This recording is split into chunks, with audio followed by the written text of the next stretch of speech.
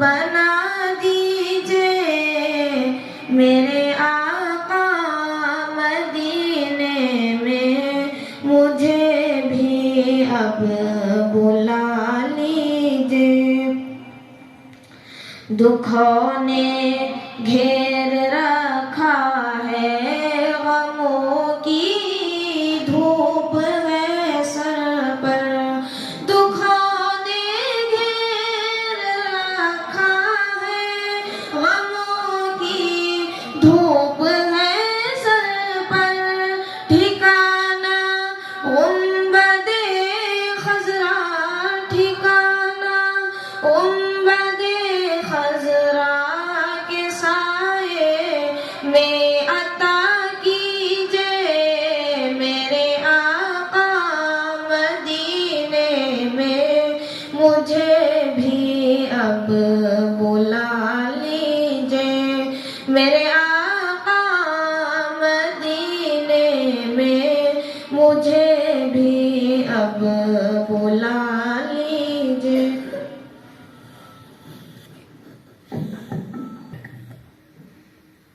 جزاک اللہ خیر۔ ساتھیوں میں محسوس کر رہا ہوں کہ آپ کا دل و دماغ کما حق مجلس سے جڑ گیا ہے اور التفات و انہماک بڑھ گیا ہے سو مناسب معلوم ہوتا ہے کہ بلا تاخیر و تأمل سلسلے خطابت کا انقلاب آفرین آغاز کروں یوں تو ہر دور میں فن تقریر و خطابت کی ضرورت رہی ہے مگر آج کی فضا میں اس کی ضرورت اشد ہو گئی ہے کیونکہ مختلف مذہبی تنظیمیں سیاسی پارٹیاں اور تقریبی ادارے امت مسلمہ میں فاسد عقائد و نظریات باطل افکار و خیالات اور الحاد و بددینی پر مبنی احساسات و جذبات کو فروغ دے رہے ہیں جس کے باعث مسلم معاشرہ خرافات و فسادات رسومات و بدعات اختلاف و اختلافات کا آماجرا بنتا جا رہا ہے تو ایسی پرخطر فضا اور ایسے خوفناک ماحول میں اس کے سدے باب اور ازالے کے لیے کوئی چیز کارگر ہو سکتی ہے تو وہ فن تقریر و خطابت ہے جس کے وسیلے سے عوام الناس کو حقائق سے آگاہ کیا جائے باطل عقائد و نظریات کی نشاندہی اور ان سے اجتناب کی تلقین کی جائے دشمنان ملت دین و ملت کی ریشہ روانیوں اور چال بازیوں سے باخبر کیا جائے دینی حمیت اور قومی غیرت ان کے دلوں میں بیدار ہو جائے تاکہ قوم صلاح و فلاح کی شاہراہ پر گامزن ہو سکے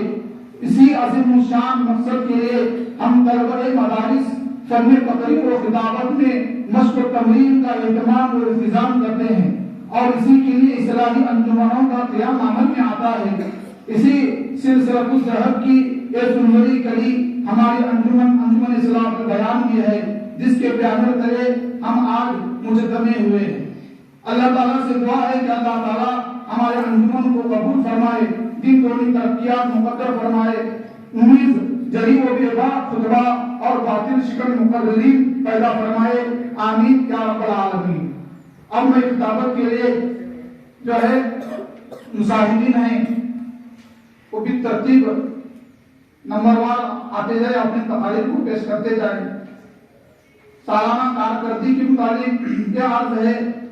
کہ الحمدللہ اس سال ہماری جو سال بھر میں جو انجمن منعقد ہوئی 19 بار ہمارے انجمن ہر جمعرات کو منعقد ہوئی اور پہلا ہفتے والے 9 مرتبہ اور دوسرے ہفتے والے 9 مرتبہ ان کا نمبر آیا تو آج کے اس مسابقے میں جو ہم نے نمبر تقسیم کیا ہے یادداشت صحت تلفظ ہمت و جرات اور سالانہ کارکردگی تو اس میں سے جو ہے 100 نمبر آپ کو ملیں گے اس حساب سے سالانہ کارکردگی کے حساب سے بھی لسٹ نکالی گئی کہ مصاحبین میں سے کس نے کتنی مرتبہ تقریر کیا اہتمام سے کتنی مرتبہ اس نے تقریر کیا انجمن میں شرکت کی اور کتنی مرتبہ اس نے تقریر نہیں کی یاد نہیں کی یا رخصت پر چلا گیا یا اس طرح سے وہ صحیح ڈھنگ سے تقریر میں شرکت نہیں کی تو ان کا نمبر اس حساب سے کاٹا جائے گا حکم صاحبان سے گزارش کروں گا کہ اپنی نصیحت پر تشریف لائے اب میں کتابت کے لیے اشعار کے ساتھ تمام مصاحبین کو دعوت سمون دیتا ہوں مصاحبین نمبر وار آ کر اپنی محنتوں کاوشوں کا مظاہرہ فرمائے بہتر سے بہتر کتابت کا جوہر پیش کرے باہنر ہو پر اثر ہو قوم کے رہبر ہو تم باہنر ہو پر असर हो, कौम के रहबर हो तुम, कहकशा हो, फूल हो और खुशबुए अंबर हो तुम। आओ महफिल में खिताबत का चिरागे ज़ौक़ लिए, आओ महफिल में खिताबत का चिरागे ज़ौक़ लिए, बाइसे फ़ख्रे चमन हो, शम्ए रोशन तर हो तुम।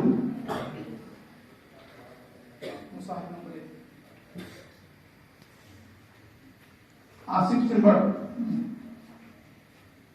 2 नंबर सद्दाम समीवाड़ी, 3 नंबर मकसूद महालिनपुर, 4 नंबर अब्दुल लतीफ। सद्दाम, मकसूद महालिनपुर, अब्दुल लतीफ मंदूर, जहीर अब्बास बनहट्टी, मुबश्शिर जमखंडी, मसूद महालिनपुर, साजिद रामपुर, यासीन जमखंडी, अनस जमखंडी, अमानुल्लाह सदरगा, इसहाक बुदनी, रेहान धोल, जबरिया बनहट्टी, मुजम्मिल महालिनपुर, अल्फाज मारापुर।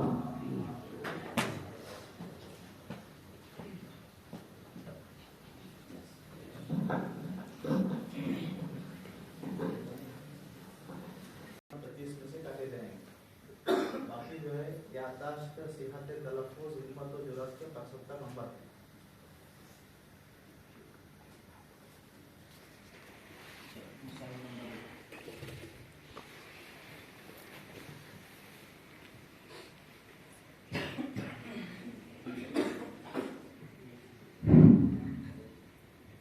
अल्हम्दुलिल्लाह वहदा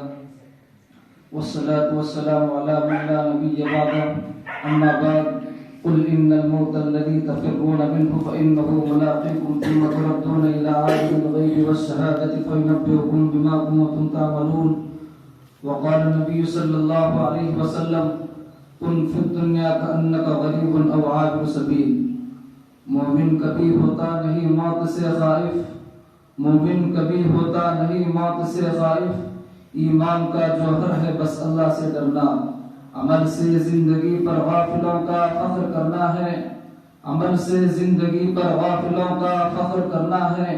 ये जीना कोई जीना है जिसके साथ मरना है, जगह जी लगाने की दुनिया नहीं है, यह इबरत की जा है तमाशा नहीं है। एक दिन मरना है आखिर मौत है, कर ले जो करना है आखिर मौत है। बिरादरान इस्लाम व महतरम हाज़रीन व सामईन इकराम, मौत हर जानदार के लिए कितना भयानक और कैसा खतरनाक लफ्ज है। मौत से हर शख्स भागता है, बच्चा हो या जवान, बूढ़ा हो या बूढ़ी, मर्द हो या औरत, झोपड़ियों में रहने वाला हो या शहरों में, देहातों का रहने वाला हो या शहरों का, मुसाफिर हो या मुकीम, मौत के इस तरह घूंट को कोई पीना गवारा नहीं करता। मौत की आवाज कोई सुनना नहीं चाहता है, मगर इसके बावजूद मौत हर एक के पास आती है। कभी तो माँ की गोद में आती है और माँ के आरज़ू को खाक में मिलाकर रख देती है, कभी तो भरपूर जवानी में आती है और हजारों की तमन्नाओं पर पानी फेर देती है, कभी तो बुढ़ापे में आती है। गरज मौत हर एक को आती है, फर्क इतना कि आज उनकी तो कल हमारी बारी है। इसी को अल्लाह रब्बुल इज्जत ने कुरान करीम में इस तरह बयान फरमाया है, कुल इन्नल मौता अल्लज़ी तफ़िर्रूना मिन्हु फ़इन्नहु मुलाक़ीकुम। ऐ नबी फरमा दीजिए, जिस मौत से तुम फरार करते हो वो कहीं जरूर मिलेगी, और तुम्हें उस मालिक की तरफ लौटना है जो तुम्हारे ज़ाहिर और बातिन, अंदर और बाहर का इल्म रखता है, और तुम्हें कल क़यामत के दिन जिसमें अव्वलीन आखिरीन जमा होंगे, नफ्सी नफ्सी का आलम होगा, तुम्हारे अमाल से तनब्बुह करेगा। अगर तुमने खुदा और उसके रसूल की इताअत और फरमाबरदारी में जिंदगी गुजारी तो नामाए अमाल तुम्हारे दाएं हाथ में दिया जाएगा और फरिश्तों से कहा जाएगा इसे जन्नत में दाखिल कर दो, और ये पैगाम सुना दो कि अब कभी भी तुम्हें मौत नहीं आएगी। अगर तुमने खुदा और उसके रसूल के कानून को तोड़कर मखलूक खुदा को तकलीफ देने में जिंदगी गुजारी, और तुमने हलाल को हलाल और हराम को हराम नहीं समझाता, रिश्वत और सूद से तुमने अपनी जेब घबराता, यतीम और बेवाओं की दौलत पर तुमने दादागिरी की थी, तो कल क़यामत की दिन नाकामी का झंडा पीछे की तरफ से बाएं हाथ में पकड़ा जाएगा और फरिश्तों से कहा जाएगा इस कमबख्त को ले जाओ और जहन्नम में औंधा में डाल दो। मेरे दोस्तों, दुनिया में इंसान दौलत कमाने और हासिल करने की बड़ी कोशिश करता है, रातों में जागकर दिनों में थक हार कर खून पसीना एक करके जमा करता है, लेकिन जब इंसान को मौत आती है और इसकी रूह परवाज़ कर जाती جاتی ہے تو لوگ ساری دولت لے لیتے ہیں، اور اس کے بدن پر کوئی زیور ہوتا ہے خواہ وہ معمولی ہی کیوں نہ اسے اتار لیتے ہیں، کوئی چیز اس کے ساتھ نہیں جاتی، ساری چیزیں ہی پڑی رہ جاتی ہیں۔ لوگ ہلا دلا کر کفن پہنا کر قبرستان کی طرف چل دیتے ہیں اور قبر میں دفنا کر سارے لوگ واپس چلے آتے ہیں، کوئی اس کے ساتھ نہیں رہتا، اور دنیا کی کوئی چیز اس کے ساتھ نہیں ہے۔ ایک ہی چیز اس کے ساتھ ہوتی ہے، وہ اس کے اعمال ہیں، خواہ اچھے ہو یا برے، یہی اس کے ساتھ رہ جاتے ہیں۔ اسی کو ہمارے آقا جناب تاجدار مدینہ احمد مصطفیٰ محمد مصطفیٰ صلی اللہ علیہ وسلم نے اس طرح بیان فرمایا ہے، یتبع المیت ثلاثة فیرجع اثنان ویبقى معه واحد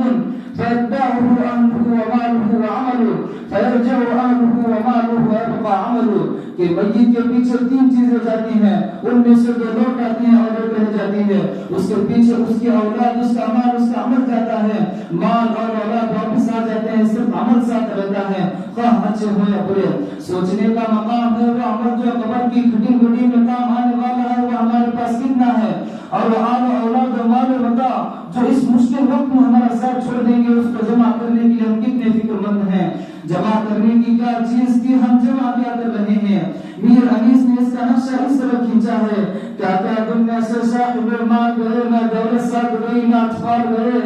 کیا کیا دنیا سے صاحب مال گئے، نہ دولت ساتھ گئی، نہ اطفال گئے، پہنچا تو لحد تک آئے سب لوگ، ہمراہ اگر گئے تو اعمال گئے۔ عزیز دوستو، سکندر بادشاہ کا آپ نے نام سنا ہوگا، بہادری اور شجاعت میں مشہور تھا، نوجوانی کے وقت یونان سے چلا اور فتح کرتا ہوا ہندوستان آ پہنچا، سرزمین پنجاب کو فتح کر لیا تو آگے نہ بڑھا، یہیں سے جب اپنی وطن کی طرف واپس ہونے لگا تو اس کی طبیعت خراب ہو گئی، ایسا معلوم ہونے لگا کہ اب جان نہیں بچے گی، تو اس نے اپنے وزیروں کو بلایا اور کہا کہ دیکھو میرا وقت قریب آ گیا ہے،